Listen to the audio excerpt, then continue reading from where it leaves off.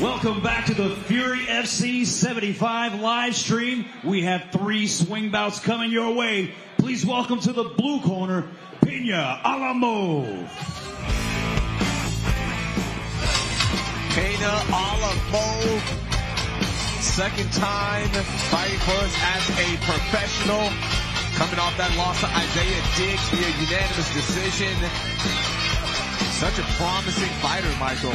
Yeah, I mean, he's a guy that's from, married to Turkmenistan, now lives here in Oak Cliff, lives in a suburb of here in Dallas.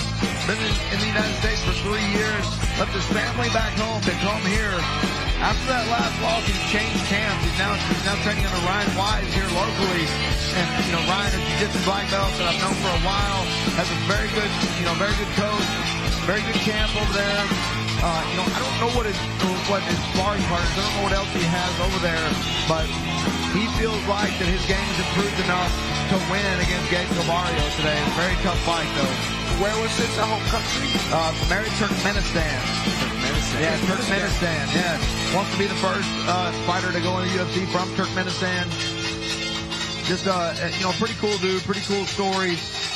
His wife does most of the talking for him, like most of ours, but yeah, really, really good dude. All right, he's inside, so let's get his opponent. Please welcome to the red corner, Gabe Calvario. Gabe Calvario coming off his debut win. Round 2 via TKO against Robert Garcia. He's a guy that is trying to make that run, trying to get some more professional fights under his belt. The 29-year-old training here at Fortis MMA. Fighting out of Bakersfield, California. Training here in Dallas, though. Yeah, this guy couldn't wait to turn pro and get, you know, he's 1-1 as an amateur and said, I've had enough. I want to turn pro and start making some money. And, you know, won his first fight by knockout. So, you know, I don't know exactly if you call that on a roll, but it's got to make him feel good coming in here at 1-0 with a knockout in your first fight. A lot of confidence booster. He's got good, clean boxing. You see Austin Lingo right behind him in his corner. Good training partner of his. Lingo got some super sharp hands he can crack. He's fighting here pretty soon at the UFC. Look at our tail of the tape brought to you by Private Label. The height advantage, the reach advantage for the 25-year-old Pena Alamo. 149.2 for Gabe in this featherweight bout. All right, let's go inside for our introductions. Ladies and gentlemen, the following contest brought to you by Private Label is scheduled for 3 rounds in the Fury FC featherweight division. Introducing to you first, fighting out of the blue corner. This freestyle fighter stands 6 feet tall and he weighed in at 146.4 pounds. Fighting out of Dallas, Texas, tonight he looks for his first win as a pro. This is Pena Alamo. And introducing his opponent across the cage, fighting out of the red corner. This mixed martial artist stands 5 feet 8 inches tall and he weighed in officially at 149.2 pounds. Fighting out of Dallas, Texas, by way of Bakersfield, California, he holds a professional record of 1 win, no losses. This is Gabe, one-time Calvario.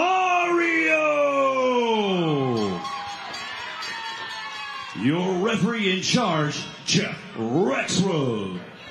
All right, Jeff Rexroad gets the first fight on our Swing Bout broadcast. Thank you so much for watching. If you're on YouTube, Facebook, we appreciate it. Gabe Calvario with the giraffe tattoo. We'll see you in a second. Now, Pena was in Arkansas, right, for a while, I believe, during his amateur career and his first pro fight. Ooh, big kicks. Yeah, was in Arkansas doing a camp there. You know, came to DFW and, you know, now training with Ryan Wise. And, you know, I know he's got a good jiu-jitsu program over there. You know, Alamo looking like he's, you know, a conventional karate stance, and looks like he may have done some point fighting in his day. But You know, we saw this stance. We see it out of Stephen Wonderboy Thompson, Lyoto Machida. Man, brutal kicks to start.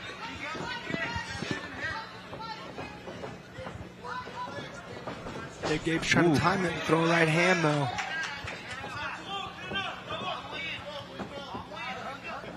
I don't remember him using these kicks that much in his previous fights. I don't either.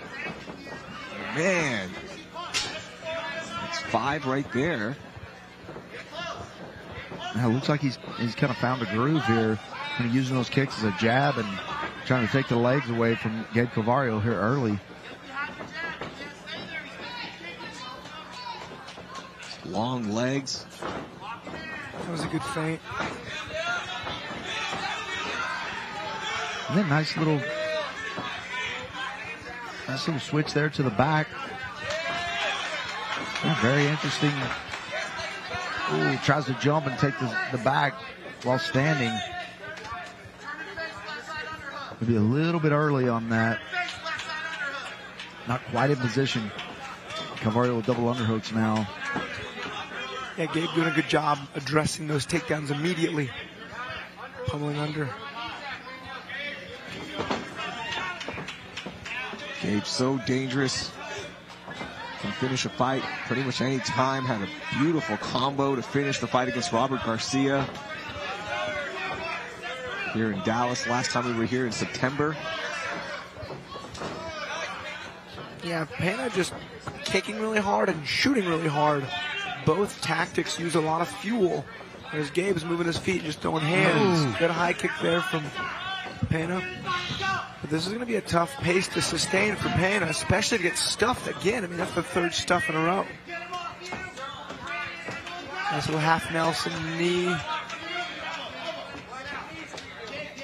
Nice break there from Calvario, and you know, he's doing a nice job. His entries are nice. He's just not able to finish. He's kind of stopping whenever he gets to the body, and if you want to be efficient at those double legs, you got to run right through your opponent. Kind of make sure their legs go up in the air as much as they can.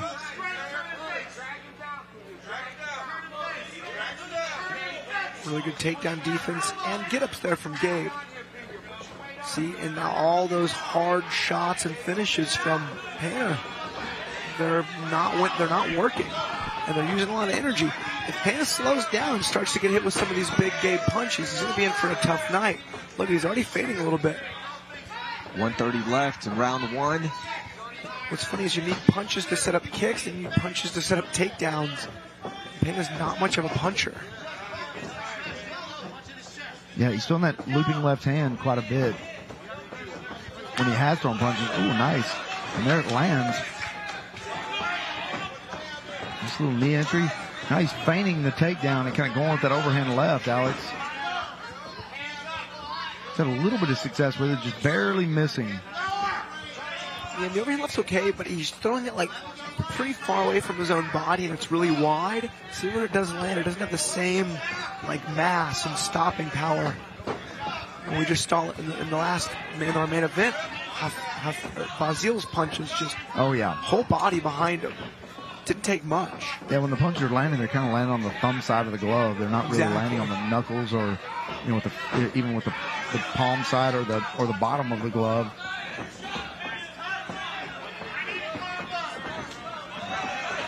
Man, it's been all kicks in round 1 for Alamo. He's going to walk down now.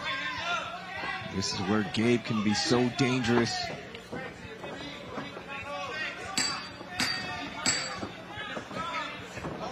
I'm not exactly sure what Alamo is doing. Oh! Big spinning back fist there from Alamo. Man. Wow. Man, Alamo eats a lot of gunpowder, but not a lot of cannonballs. Yeah. You know what I mean? And he's tired now. I mean, rightfully so. He's blasted big kicks. He's blasted big double legs. Didn't really have much success. Yeah, he landed some good punches, landed a couple of good kicks, but never really hurting Calvario. And, you know, Calvario wasn't able to land a lot. Didn't do much damage. You know, and because of that, even though the spoiled the takedown, he didn't land. I think Alamo still landed the better punches, so I think he won the first round. Yeah, I'd say he won the first round as well. Pena, but can he keep this pace up? It's going to be tough. And Gabe knows what he's got to do to win. He's going to land the basic boxing combos, which he's good at. That's his strong suit. All right, round 2. By the way, we have 2 more fights coming up for you. 2 flyweights. Flyweights, that's right.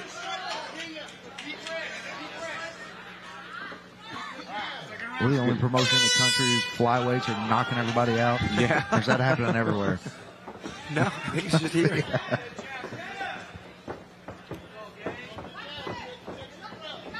Fury flyweights built different. Also, our featherweight division so packed and stacked. Man, you can make it here, you can make it anywhere.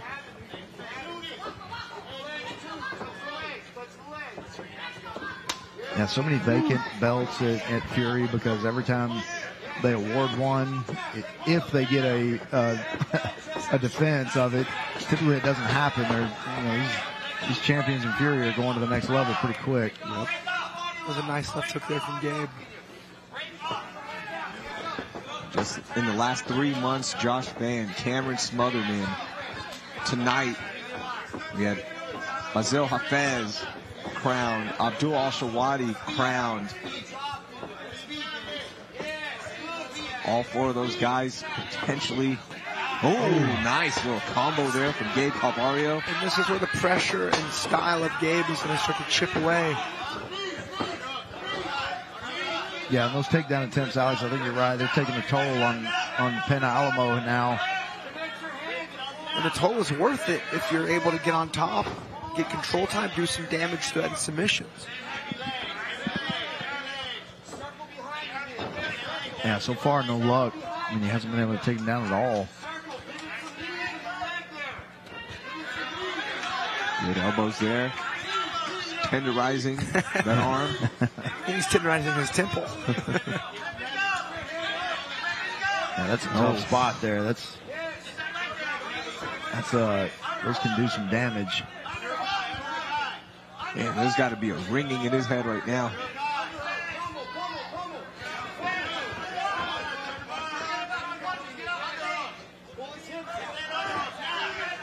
Yeah, and just for Pena Alamo, nothing seems. He finally slings him and gets him off, on the canvas. But nice little place plant takedown there. But Calvario so far has been able to pop right back up. And Calvario doing the right thing, giving him that outside hook, keeping his hip up against the cage to make sure he can't do it. And, it makes it pretty easy to stand up and not really in any danger there. Yeah, good on Gabe, man. Really on his MMA P's and Q's defensively. Keeping his fighter in his realm on the feet. Pressure and looking to hit that boxing style. And again, good kick, but did no damage. I'm telling you guys, those kicks take fuel. These shots take fuel. And fuel, he may have, but not unlimited.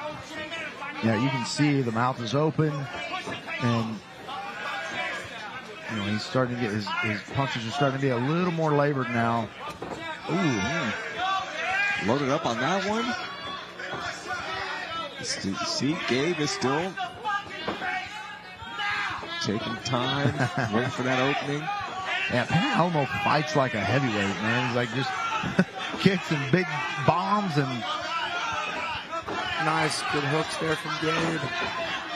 And he's making Pena look a little desperate with some of these shots. Coach Safe in the corner of Gabe yelling, "Just punch the face right now." I think he said push the effing pace. Oh, pace. It sounded like he said punch his face. Like yes, which is also sound advice. And if you could punch his face and push the pace, this fight would end. That's right. Yeah, almost guarantees you victory. Nice overhand right there from Gabe Calvario. And you see the hands coming down. You see the mouth open, Alex. But you're right. He's starting to take a toll on Pena Alamo. His hands are all the way dropped.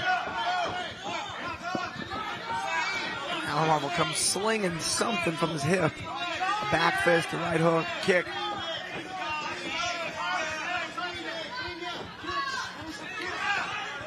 His gas tank is Oh, hands on the I know, hips. hands on Come the on. hips is, that gas tank is empty.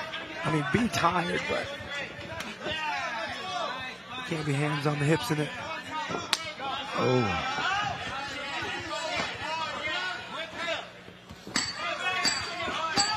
A little of that panic wrestling you talked about, Alex. And now Cavario doing a little damage in both rounds. As soon as the clapsticks have gone, he's kind of went off on him, teed off on him with 10 seconds left in each round. Again, difficult to say who won the fight, who won the round, but I think Penn Alamo might have won the second round also. Maybe. It's really difficult to say. Let's take a look at that last flurry of action. Yeah, this may have won Cavario the round here. This last little flurry here with 10 seconds left. He did some damage here. I mean, Alamo landed a few punches, didn't do any damage. This may have won in the round. So maybe one round apiece. Got to be careful there. If that's a little more time, that heel hook is tight. Yeah, the ref pulled his hands away. Yeah. He said, stop it. I mean, with Alamov, honestly, establish a jab, set up the kicks, set up the shots, and I think I'll have so much more success. Yeah, and after, the hands on the hips in the last round, about a minute in, those hands and legs are going to get very, very heavy. Me too, Alamo. Me too. Hands on the hips right now. 11:20 local time here. Awesome Friday night card.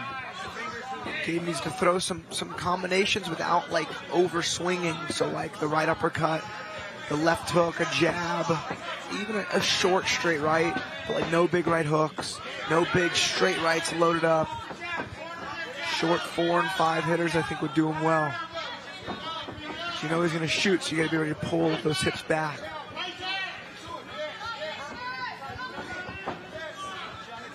There he goes with the shot, and I'm almost wondering if he's even wanting them to be effective. He's just kind of slowing the pace a little bit and just occupying Cavario for a few seconds. Cavario still seems very, very fresh. And Gabe got to start peppering some jabs. Touch, touch, touch. Nice right hand.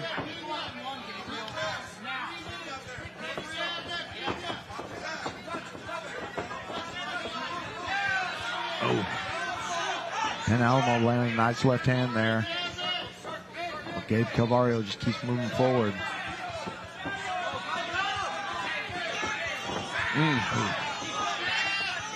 Cavario's getting very, very close with that left hook.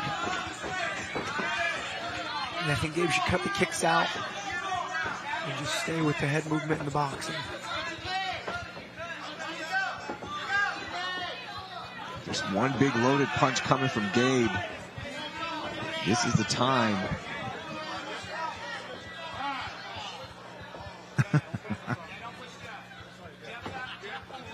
I don't think you're allowed to tell the referee to get out of your way when he tells you to stop. Did you see Jeff said, don't push me? Yeah. And now Jeff Rexroad smiling inside. I think Coach Safe said, don't touch the ref. Yeah. Don't touch Rexroad. It was almost like Gabe saying, no, I don't want him to get any recovery time at all. I think it's smart. Yeah. Oh, wow, good. Yeah, nice Completion takedown. there, yeah. Here he is on his back. He's got a figure 4 now. This is not good. Still 2.5 minutes left. Final round. Yeah, and this is very taxing on both guys here. You're trying to hold yourself up there, especially when your legs are that long. It's really difficult to get a tight squeeze on there to hold yourself up.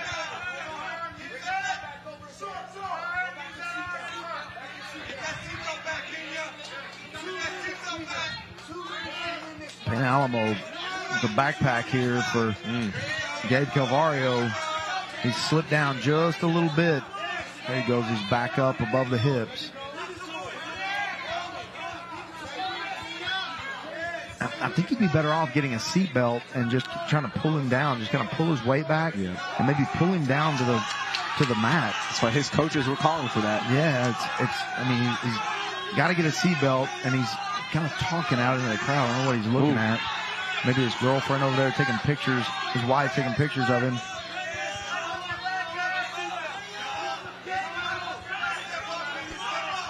He's losing position just a little bit here. There's Gabe with a little shake there.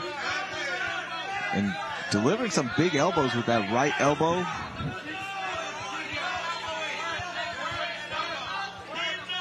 Yeah, Penner needing to get a little higher. That elbow's got to be above the shoulder of Calvario for this to, for him to have any chance of getting the choke here. Yeah, Alamov's not making a lot of fans with this fight. Just wasn't really able to do much. Looked promising start, had those nice kicks, but hasn't done much in terms of damage. Yeah, I think the most damage he's done is right here from this position. You can see Calvario's face is a little bit busted up. He's landed a few punches there. But, I mean, it's still not... Calvario landing those elbows are not really hitting on the elbow, kind of in the tricep, but probably annoying, but not doing much damage.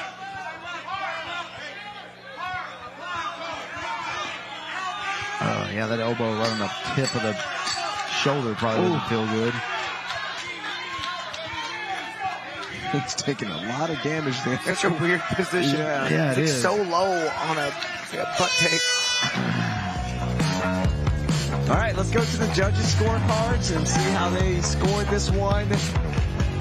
Yeah, you see that took a toll on Alamo's legs. He's barely able to stand up over there from squeezing up there for 3.5 minutes. How do you guys have this scored? I think Alamo may have taken this by decision. I mean, it'd be very close, but I mean, it's 2 rounds to 1. I'm just not sure who got the 2 rounds. I couldn't tell you. Yeah, this is a really close fight. I think Calvario left a little bit on the table. I don't think he left everything out there. I think he held back just a little bit and maybe looking for the big knockout. Wasn't able to get it, but just had good wrestling defense. Alamo didn't do a ton of damage until that last exchange. From the back, that was the most damage he'd done in the whole fight. So, I mean, he had some nice moments. He landed some nice punches. But, this is a difficult one to call.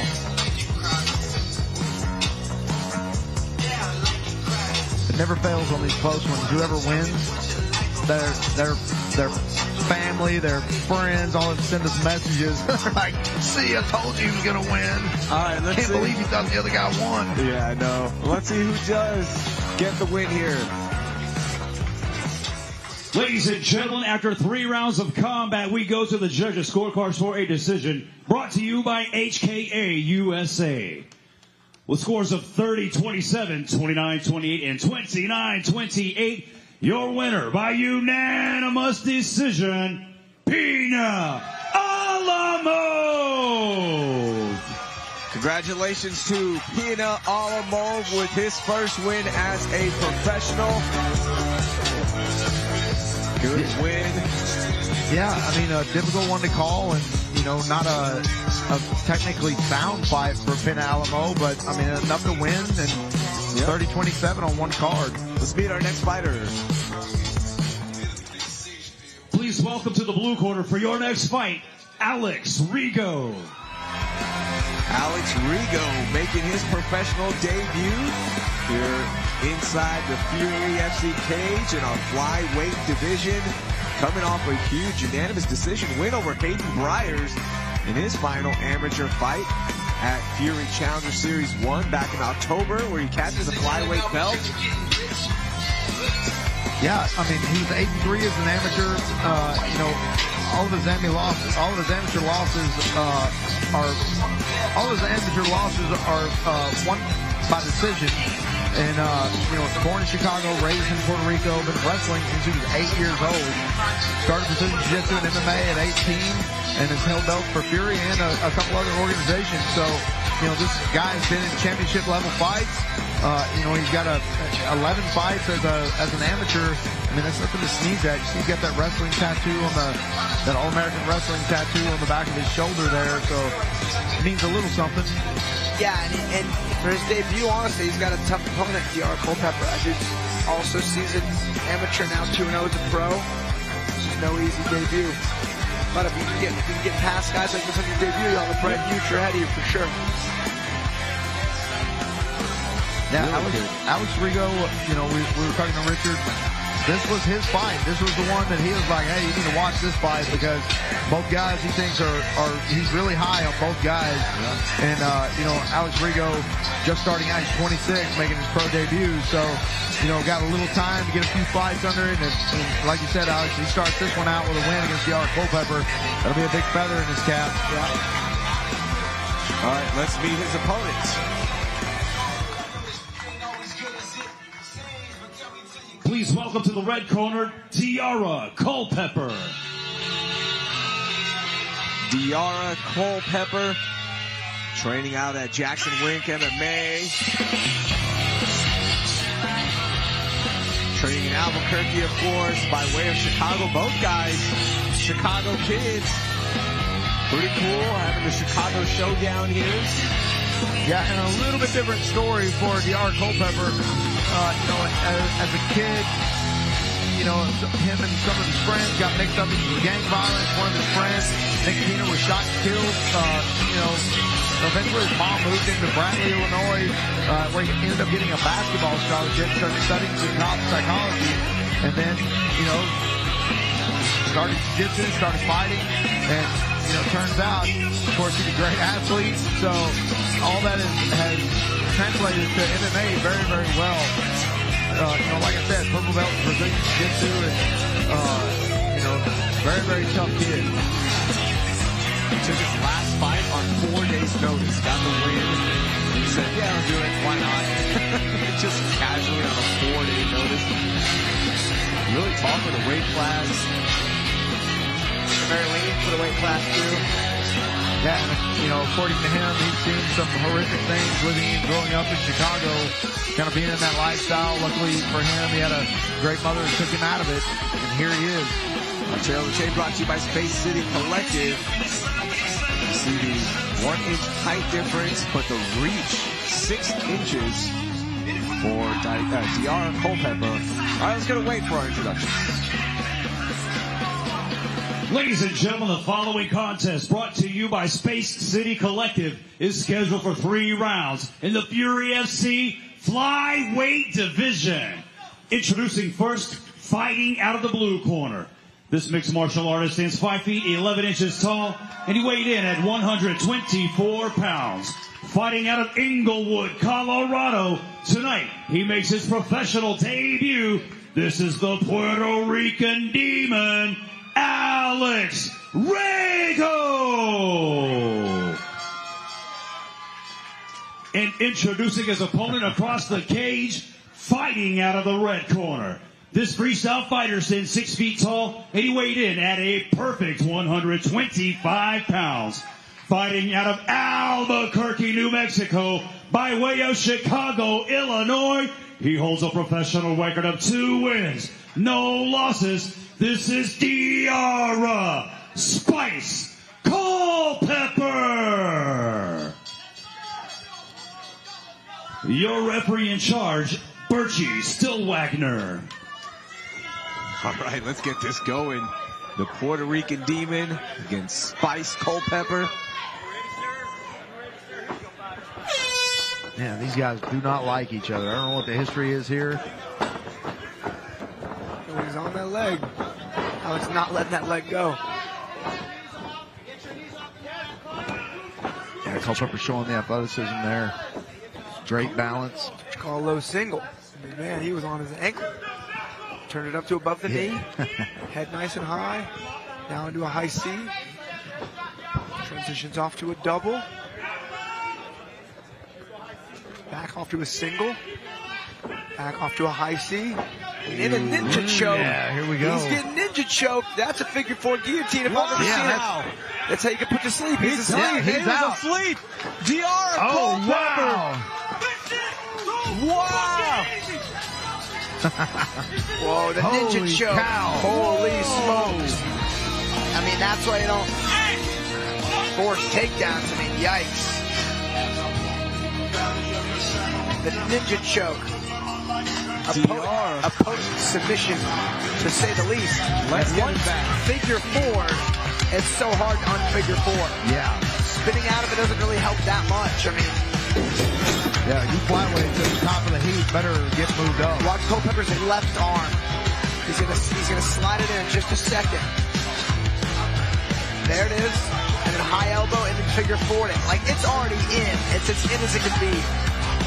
Yeah, and then he does perfectly here, puts his arms around, puts his legs around it, and, you know, that head's in the breadbasket, and he's out quick. Man, that was nasty. Quick work by Spice Culpepper. And please, let's get him back here next month. That was awesome. He could fight the next guy if he needed to. Yeah, he should Yeah, any of these guys want to back out, let's do this. Let's just do a flyweight tournament. while we have it. Yeah, let's do a flyweight Grand Prix real quick while we got 4 of them here. Holy cow. Man. I'm impressed by DR Culpepper. Man, that was awesome. All right, let's make this thing official. Here's Wayne Leggett. Man, talking trash, then backing it up.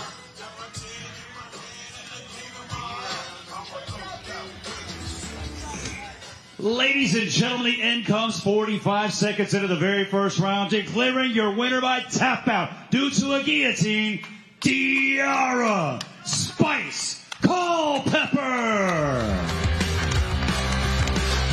Wow, impressive performance from Culpepper.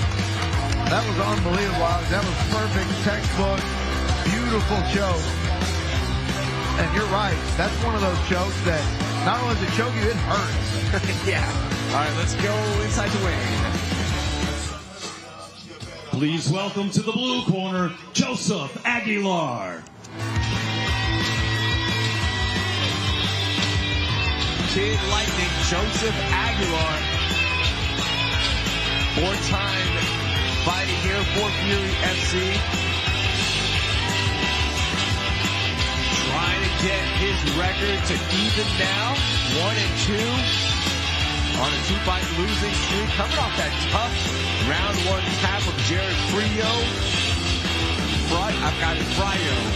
Remember it was Frio. Yeah. Right? Frio. I'm the worst one to ask how to pronounce somebody's name. But, yeah, Joseph Aguilar, you know, he's one of those guys. Alex and I had this conversation earlier at dinner, but an amateur record is not really an indication of how you're going to do as a pro and vice versa. It can be a bad amateur record, you can be great as a pro.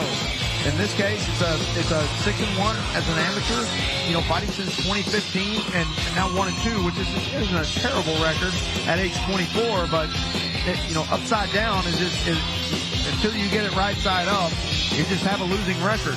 So, and you definitely don't want to go down, you know, and be 1-3. So, important fight for Joseph Aguilar. Yeah, it sure is. Aguilar split from my guy Daniel Pete, but day before weigh-ins wasn't able to make it. He had to deal with some family issues, which we were cool with, we understood. Glad to see things are back up and running for the family, and he's back in the cage. All right, let's go to Wayne to meet his opponent. Please welcome to the red corner, Justin Longoria.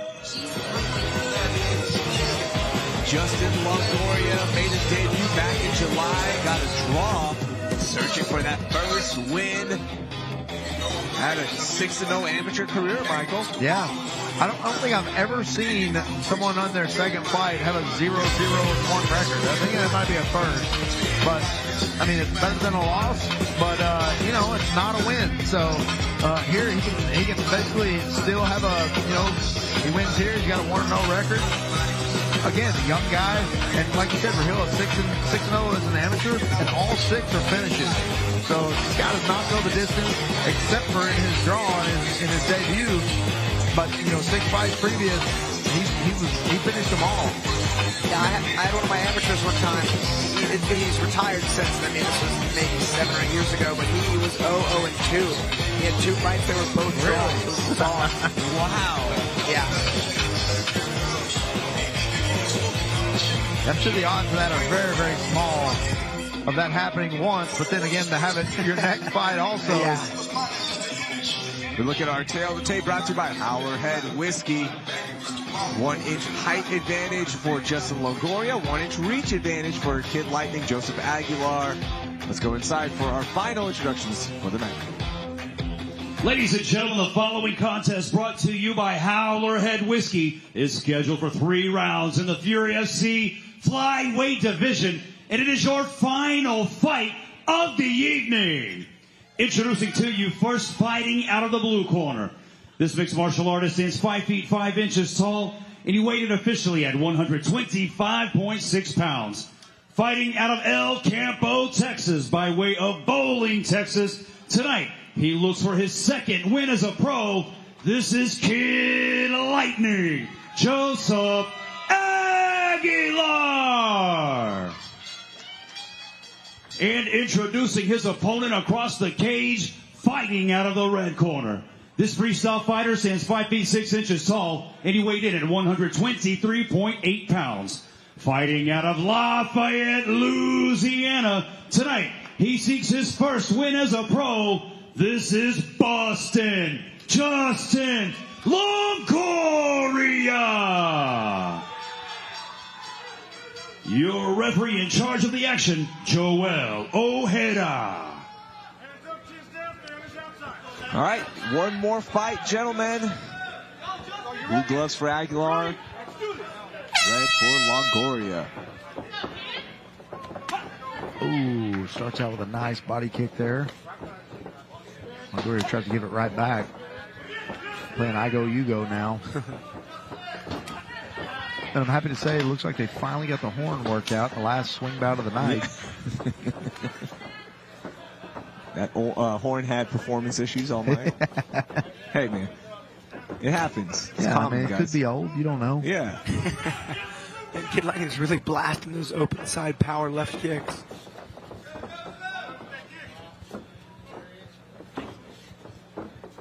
Trying to reach out with that long jab there. Go to the high kick that just missed. Aguilar so well versed in every aspect. Just needs to put it together, get on a nice win streak here. Find that magic again like he had in his amateur career. And man. Front kick from Bustin' Justin. Front kick met its mark on the face of Aguilar. I don't know if it rocked him, but it definitely hit him. Yeah, it stunned him for a second there because he followed up with a nice combination and now is recovered. That's Kid Lightning. Yeah, and to give you some perspective on what ththese guys have done, they've got very few fights in their pro career. If they were still amateurs, this might be an amateur title fight at 125 wow. Because, I mean, they're 6-1, 6-0, you know, or whatever they would be. But, you know, obviously they've had decorated amateur careers, so, you know, very exciting. Even though, you know, you've got a 1-2 and an 0-1, you know, these guys were amateurs not long ago, and they were two of the best. Yeah, it goes back to that conversation you were having. It was a good knee to the body from Aguilar. I mean, he jumped all over. The front kick to the face again, though. Both of these guys do love to throw down, will bang.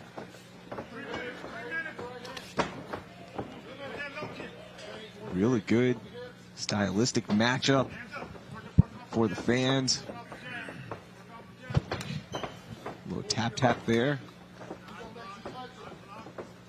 Kick was blocked well by Justin. Jab lands from Justin. Nice little clinch knee. Oh, that one hurt him. Oh. That must have hit him right in the corner of his eye because Aguilar covered up. Yeah, he is covered up. And now big shots coming down. Punches raining for Longoria. Is this going to be enough? We're going to see a TKO here. Ojeda is going to step in, and that is it. Fight's over. That was that knee that did the damage. Wow. Longoria immediately goes over and starts pleading to Eric Garcia. Man, yeah, let's see the highlight of that knee. I think Longoria just asked for, can I please have one of those private label bags? Or a Renfro scale, I don't care what it is. Just give me something, please. Yeah, you need to. Yeah, I mean, that was crazy. Once he heard it, I mean, it was feeding time. He was all over him, and he was not going to stop until this fight was stopped or he completely ran out of gas. Man. Very nice little knee connected here from the clinch. You see it? Covered it up. Yeah. Eye was hurt. And then here he goes. does a good job of sprawling, and then once he gets the distance, he's kind of fighting from his knees there for a second. Once he opens up here, just too much, lands 15 or 20 punches just unanswered. And even though they're not hitting you in a, you know, in a spot, if you're not defending yourself and you're not trying to improve your position, chances are they're going to stop it. Good stoppage. All right, go inside to Wade. Ladies and gentlemen, referee Joel Ojeda calls for a stop to the action. 2 minutes, 45 seconds into the very first round. Declaring your winner by TKO due to strikes, Justin Bustin' Longoria. All right. Congratulations to Justin Longoria. That will do it for us on our Swing Bout broadcast. We will join you on March 24th from San Antonio, Texas, at the beautiful bowling center at Techport for another Friday night broadcast. Thank you so much on behalf of everyone here at UFC, our DNA production team, for Alex and Mike on radio. We'll talk to you next time.